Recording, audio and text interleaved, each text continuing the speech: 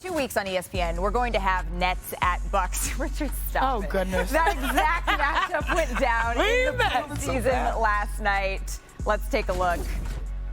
You can see Ben Simmons getting warm, getting ready. We got to see all of the Nets' big three in action last night, as well as Giannis Antetokunmpo. Yeah, I'm looking forward to watching these two teams. And look at this. God, man, that was nice. Got him. You can't make that mistake. The old lob play out of bounds. I haven't seen that since college. Then here, just taking his time, posting up. Oh, my God. Now, look. Ben. That's Ben the five.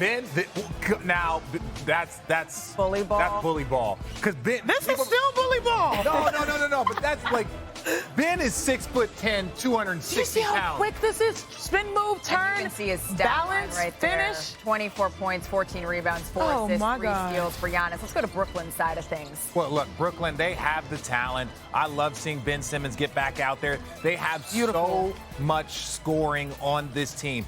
Defense, they don't have a ton of bigs, but when you talk about scoring, they are going to be one of the elite scoring teams in this league this year. Look at that pass. Transition, easy buckets. That's one thing that they were missing out of in that Boston series. Look, 10 assists. How important is Nick Claxton going to be this year for the Nets? His growth is going to be important because you need another person that can roll and finish that will help in pick and rolls with Kyrie and KD. I don't know how well him and Ben are going to mesh together. Well, Kyrie would end up finishing with 23 points. Durant had 19. The Nets win it 107-97. Here is Giannis Antetokunmpo after the game. It's not going to be easy.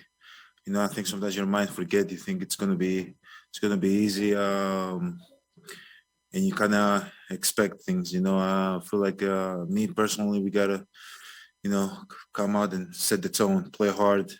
We have to be hungry. We have to play together. We gotta defend better because it's not going to be easy.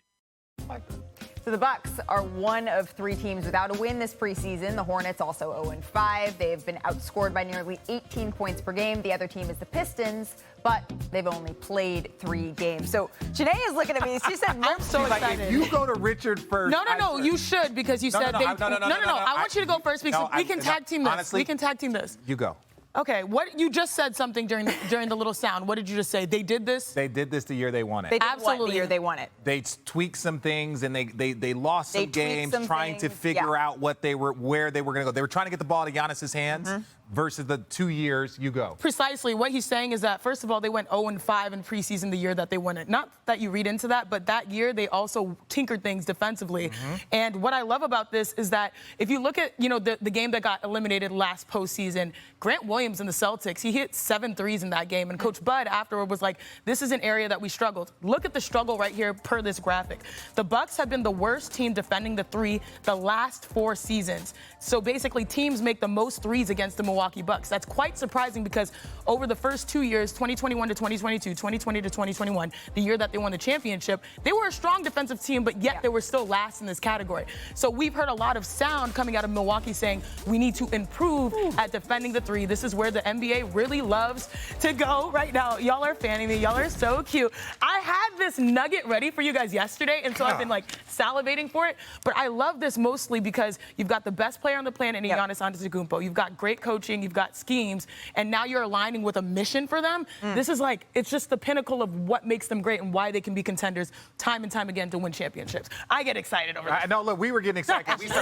We saw the exact same thing, and one of the things that they did differently was offensively. Those 2 years that they lost in the bubble, they didn't have very good performances because Giannis was a primary ball handler. They spread it out, and he was, but it was like he was just doing it all. Also, Middleton hurt. And Middleton hurt. But what I'm saying is that the year they won it, they got the ball out of his hands a little bit more and put it into Middleton's hands. Middleton became the closer, and Giannis was still 50 ball in the finals, but they had Middleton being their primary ball handler. That was different than the primary 2 years. They lost a couple more games. They weren't the #1 seed because they were working on themselves as a team. So when I see this, I see something very similar. We're going to lose some games trying to figure it out, but come down to the end, it's going to be nice. It's going to be a problem. That's why, the Bucks, they're going to be a problem. Eric Name actually had a really interesting article about this on The Athletic, where he talks about the fact that because they have Giannis Antetokunmpo, because they have Brook Lopez, rim protection has always been something that they excel at. But at what cost, Brian? Yeah, that's not an accident that they were last in all those categories. They were last by design. They specifically wanted to dare their opposition to beat them from 3. And I got news for you. The Boston Celtics made 40. I'm going to say that again. They made 40 uncontested three-pointers in that 7-game series last year. It was the difference in the series. That's why they lost. So Mike Budenholzer has mentioned a couple of times in the preseason that they are going to maybe adjust that a little bit, not be as passive to allow the 3 to protect the middle. And so we'll see how that develops. But, Richard, you were on veteran teams that were championship contenders. They didn't get their motor always running in October or November.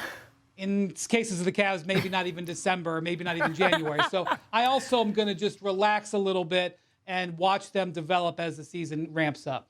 Yeah, no, I completely agree. When you look at Coach Bud, some of the criticism of him was his inability to adjust, in-game adjustments. If you know that they are not good at the 3, you know what a guy like Grant Williams is going to do? He's going to shoot 17 of these bad boys. He's going to keep going, and everyone's going to instill confidence because these are the shots they want us to beat them with. Let's go beat them with these shots. We did it when we were in Cleveland and he was in Atlanta. He has a very, I don't want to say kind of stubborn way, but it's a very deliberate way. So to see them kind of tweaking, getting the ball out of Giannis's hands had a huge impact on them the year they won it. Now they're trying to switch up how they defend the 3. This is just going to make teams have to figure out how to attack them. If you know how to beat somebody, you just got to go do it. This way it becomes a little bit more, can we play a chess game with them? And kudos to the Milwaukee Bucks for putting themselves out there. Thank you for watching ESPN on YouTube. For live streaming sports and premium content, subscribe to ESPN+.